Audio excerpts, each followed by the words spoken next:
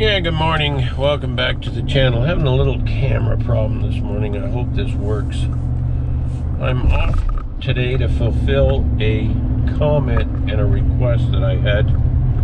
And I love requests and comments and whatnot. So if you've got a comment, send her in, because you never know. It's Sunday morning. It's a little after 7. I'm off to find a cornfield over by Chatham where they're detasseling corn.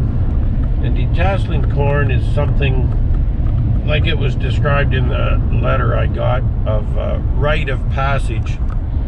And most teenagers, at least the farm kids, have detasseled seed corn, and a lot of town kids too. Detasseling seed corn is a labor-intensive job that has to be done for seed corn production, and we'll get all that explained to us when we get out here to the farm. We're going to meet up with Ian Avery. Ian is a teacher at Dresden school, and in the summertime he detassels corn. It seems like there's quite a few teachers that do that. They kind of have the summer that they're available to head these crews up, and it only happens for about 3 weeks of the year, so we got to get out here and get her done. And I had a little request from one of my faithful subscribers, Emily. You know who you are. She said, can you come out and do a little video? And I said, well, what do you do? So that's what we're off to do this morning. I had to deliver a load of wheat, or I'd have caught the bus this morning. Just finished wheat late last night.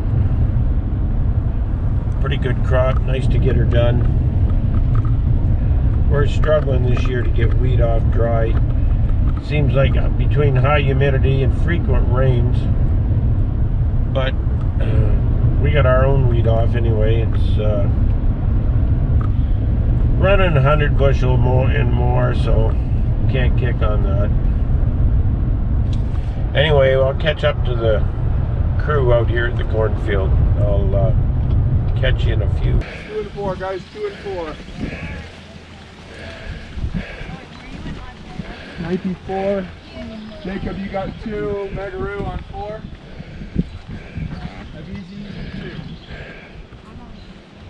So what he's just done here, he's turned the crew, get them on the right row, and with COVID they have to keep a row between them, isn't that right, Emily? I'm here today with, what's your name, young lady? Emily Jackson. Emily Jackson. Hi, nice to meet you. Nice to meet you in the cornfield. Yes. Anyway, they are really watching for COVID out here, aren't you? Yep. Masks on, goggles on. On the bus we wear our face shields and face masks and everything. gloves. Are you supposed to be working? No, I'm checking. I don't go yet. Alright, in we go, guys. There's a fair amount of supervising to go on with all these young students. Very important to get all the tassels here. Alright, Dennis, we're going to head back to the headland. Ready, Spencer? Yeah. Let's do this. Lots of walking. Yeah, these kids on a full cleaning day, on an 8-hour day, they'll walk about 15 to 20 kilometers. I think the one I did 30 in one day. Yeah, I can hear Alex over there. Alex has been detasseling 30K. Walked 30 kilometers. It was like a 9-hour day of detasseling. I try to get a couple of 100 steps in every day. Yeah, a lot of these kids have been doing this for. So should this one be out? Years. Pardon? Or is this row not done? It's not done. That's our male row. Oh, I better not pull a male. Oh, I hope not. Yeah, that male row is going to pollinate our females here, and we'll create a hybrid if everything works right. That's what the kids are doing. They're pulling the male part of the tassel off these 4 rows. The idea that that male in the middle will pollinate the 4 females and create a new hybrid of corn. So this company doesn't use interplant. Yeah, most companies have gone away from that now, and I can't say all, but every field we've been in so far is a 1-4, which is really nice for detasseling and keeping track of their kids. A little bit more spacing for the kids to walk. Yeah, there's no narrow row. Right, right. It's definitely in the year of COVID, being able to space kids out more is perfect. As you see, these kids are picking rows 2 and 4 on the way back. They're getting all the tassels off the top that were missed in the first pass. But Oh, here's a detasseler now. And what's your name? Wes. Wesley. Funny, I should come onto your row. How do you like this job? Good. So early, but Early in the morning. yeah. Hey, Dennis. Hi. this is COVID handshake? Yeah, this is the W of WR. I'm the soybean man. I have a YouTube channel. Yeah, nice. And so I thought somebody requested that I get out and do detasseling. Actually, it was someone that run a crew for 30 years. The Carolyn. Vistula? Yeah, Vistula. Yeah. I think her child is working for us. Is she? Yeah. I owned a farm across from where Carol was living there for a while, so the 10th farm. So tell me how. She's an important piece. How old does it work? Where are we starting? Well, we got to know how do you have your crew lined up as far as checkers and. Yeah, so Emily's job is to help support the crew of the detasselers ahead of her. So her job is to help train and keep an eye on their quality. And also she assists the manager, in this case Ian Avery. So there's usually 3 or 4 people call it the back end basically, and they help support the crew in the field. We used to call them trailers. Yeah, that's what they are. They're trailers, boosters, checkers. There's all different names for them, but essentially what they are is responsible people who we can trust. Especially when the corn's tall like this. When the corn gets tall, the trust factor becomes really important, so her job becomes really, really important. Because the kids can, if they want, they can go for a walk, and we won't catch them, but she will. Yeah. Yeah, and the kids are pretty good these days. They don't do walks like that. But because of COVID, we only have 22 people in the field, whereas in the past we'd have 42. So it's a larger combine you're trying to manage. Yeah. But now it's a smaller combine, so it's easier. It's a little easier to manage. We just need a lot more combines. How many crews do you have then? We have 27 buses on the road in southwestern Ontario this year because of COVID. Normally we'd have maybe 18 type thing, and this year we're up to 27. So you're fewer people on the bus? Fewer people on the bus, more buses. That's the way we handle the acres. More cost. A lot more cost. Yeah, the buses are not cheap. Yeah, so there's more expense this year and a lot of safety gear. And how are you finding the safety gear? It's okay. Yeah, the shields on the bus are kind of Annoying, hot but yeah. and annoying. You get used to it. It's a good thing that we don't have to wear it in the field. Yes. Because we can social distance in the field. So that's what it is. Well, this COVID thing has changed the way we live, and it's not going to be over for a while. Yeah, I mean, we all hope it's going to be over for a while, don't we? The economy hopes it's going to be over, but we're learning how to live Yeah. in a COVID environment.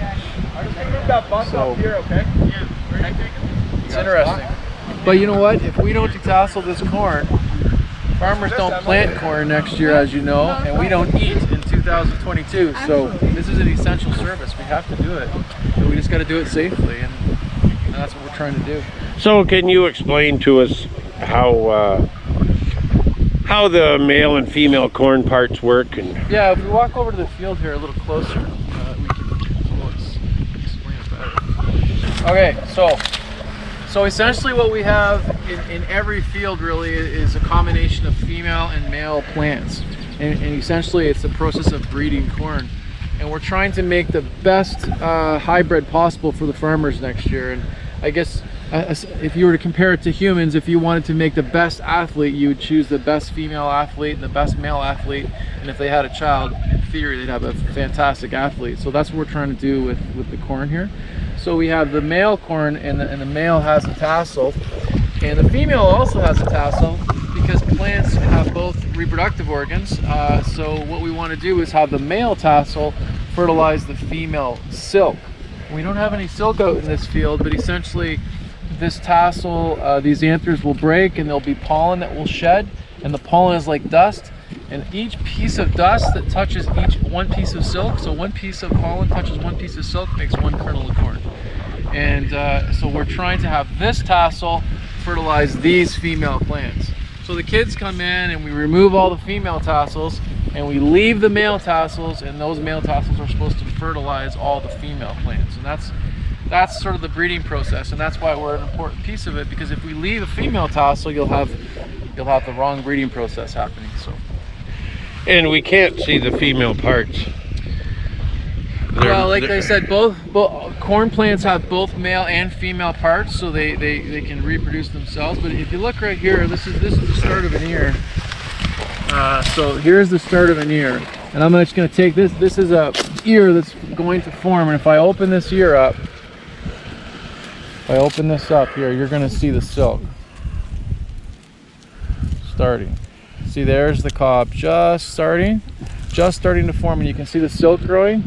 So that silk's going to grow, and we have to time this perfectly. Well, the companies that we work for have to time this perfectly. But when this tassel starts shedding pollen, it's going to shed pollen onto this silk, and that's what makes the hybrid of corn.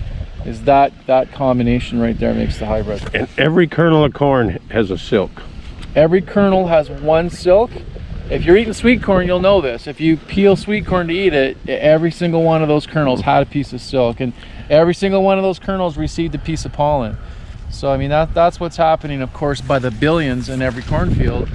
And yeah, so our job as detasselers is to come here and to make this inbred of corn pure, and we do that by removing all the female tassels. We have to remove 99.7% of the female tassels to have the purity that the companies want. And then after this male plant does its job and it's shed all of its pollen, we have machines come in and they cut down the male rows, and they're gone. They're completely gone, and all that's left is the female. So we come in and harvest the female in the fall.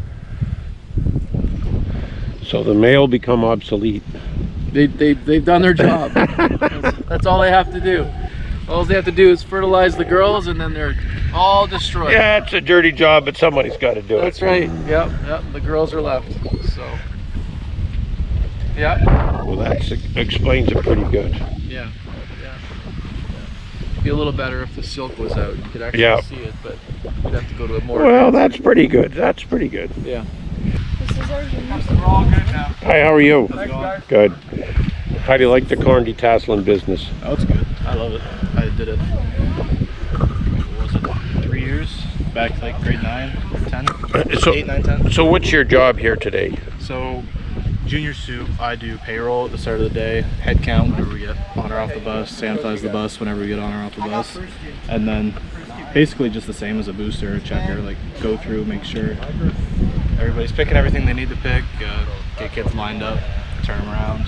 So really for you, COVID's been a good thing. It gives you more things to do. Oh yeah, for sure. It definitely gives the job more jobs type thing rather than just going in and checking people. So. But this job has to be done because we have to have seed corn. Exactly. Because without seed corn, we wouldn't have beef, and we wouldn't have ethanol. We wouldn't have farms. Exactly. We need it to be done. Yeah, well, he had a special mission and he did do well. Not an easy job, but some days like today, like this is prime. This is good. Get a nice breeze, get second pass. And the corn's not that wet. Exactly. No, we take days like today. If anybody's run down a wet corn row, you'll know. It's not fun, is it, Ian? It's every morning. Dry corn is 2 or 3 days out of 30. And today was dry corn. I'm glad I came today. Yeah, you'd be soaking wet. But the kids wear their rain gear until usually first break, and then they change into other clothes and high soccer socks that cover their whole body. We do no skin exposed. There's no rashes or anything. Goggles, or well, you got face shields on the hats. Yeah, we still wear our goggles for UV protection, and then yeah, the hats with the screen. You know, these came out of, well, 5 or 6 years ago now. So those kids, we initially didn't like them, but now we love them. No rashes. And, yeah, helped up bugs yesterday. So what motivates you to run a seed corn detasseling crew? You love the pain? Like it kind of goes with being a school teacher, like more pain? Yeah, it's a good group of friends that do it, right? And I started right out of teachers college, and then actually that was in 05, and then the last couple of years I took off with my family, but now I have my son starting, and then I coached. These are all the Pee Wee and Bantam hockey kids out of Dresden. Oh. And the rest are Jacksons and my niece. So I mean, it's fun. It's really fun. I did the same thing with my older nieces and nephews, and we had a ton of fun. So and you have to make it fun. Yeah. Exactly. If you don't make this job fun, the kids will just quit. Yeah, it's not easy. No. They're cleaning today. This is a reward for a good hard day yesterday. But yeah, it's not easy, but it's good money. Yeah. We were talking about you know, some of our pay stubs when we did it as kids. You know, it's like $5.50 an hour. Yeah. Like that. You know, they're making over 13, all of them. I started working for a neighbor for $1 an hour. Yeah. $1 an hour. Yeah. But that was 50 years ago. Yeah, a lot of people don't realize, like, we haven't had anybody miss a day. This is our 5th day, and it's Sunday morning. Yep. Everybody is here, and it's good to see. And this is our young crew. These kids are all, you know, 13, 14, and then you know, some of the other kids you're talking to, they'd be the 18 and 19, and they're my boosters and checkers, and it's a good mix. So you've done with the crew. You have I don't know what the word is, but different levels, like boosters and checkers and. Yep. And then you'll see when we turn, we're cleaning now. So there's 4 kids that have they've worked with me before, and they're our elite detasselers. So they go relatively unchecked, and they can be trusted to pick a clean row. And then that lets us train and help the younger kids. Like some of these kids, you know, as of 5 days ago, didn't know what a cornfield was or a tassel. A tassel anyway. That's why I'm out here today, and Kent, is it Kent? Yes. Kent did a really good job explaining, and I was going to try to get you to do it, but I know you're very, very busy, and I hate to take your time. I'm going to have to run down there, yeah. But that's okay. I need this by pandemic training. Yeah. Anyway, thanks, Ian, for taking the time. And no problem. I hope this turns out. Yeah. Any day you want to come take a row. Yeah, coming, yeah. Well, I'm going to go and pick a chair at the cottage. Yeah, exactly. Watch the sunset. Yeah. That sounds good, but we've got probably about 3 more weeks of this. Yeah, so that's 2 weeks good. For sure. Well, it's really good training for the kids. Yeah. And if any kids haven't done this, they need to do it. Everybody should do it. That's right. You know. It looks really, really good on a resume, because other employers look at that. And you survive a corn season, you can do anything. Yeah. You've got that will to succeed. Yeah. These kids they're digging in. It's the afternoon where you make your money, though, right? Yeah. The afternoon heat. Yeah. Okay. Yeah. Thanks, Dan. Thanks, Ian. for coming out. Anyway, I guess that's going to do it for this video. Enjoy the cottage. I will. And if you've viewed this video, thanks for viewing. If you haven't subscribed, now would be a good time. If you have a comment, I love comments. That's how I got out here on a Sunday morning to a cornfield in Chatham, was by someone's comment. Anyway, thanks a lot.